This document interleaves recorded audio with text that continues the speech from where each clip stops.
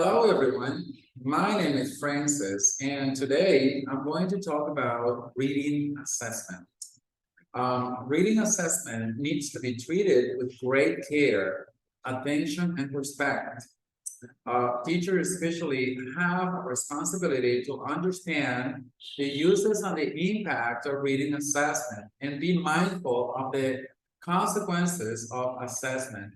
So reading assessments are used for many purposes, but all appropriate uses begin from an understanding of the reading instruct, an awareness of the development of reading abilities, and an effort to reflect the construct in assessment tasks.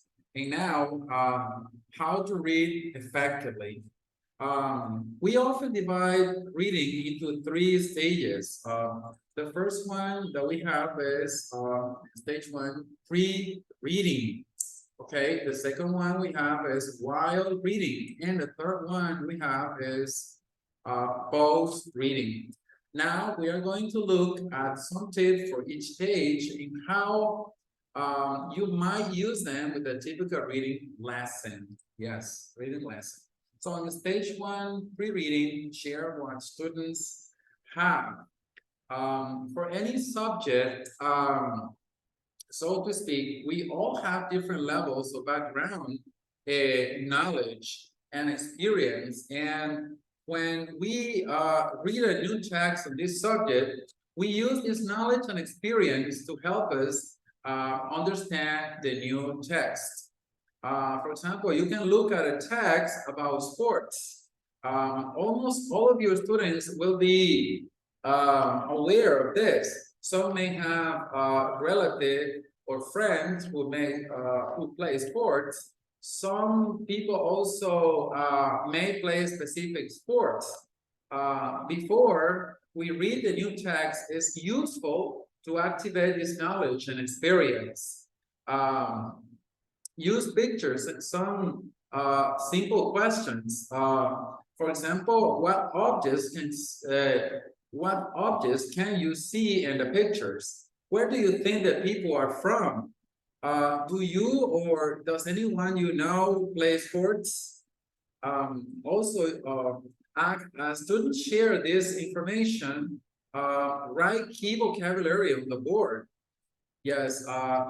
Also, we have here in stage one, identify your purpose.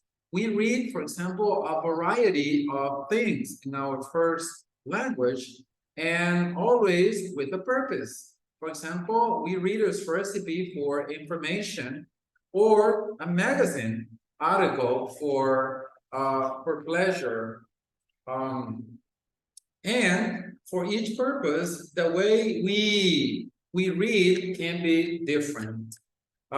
Before you start reading a text, be clear about student's purpose for reading. For example, in a text, the purpose is to quickly identify the type of text.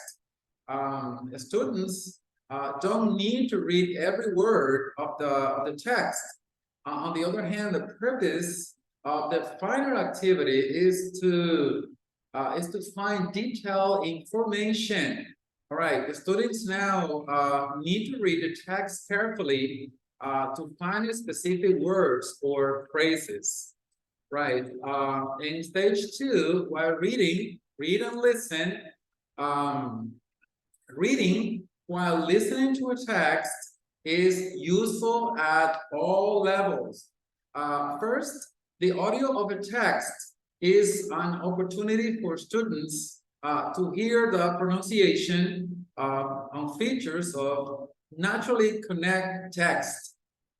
Second, listening while reading helps to develop students' fluency.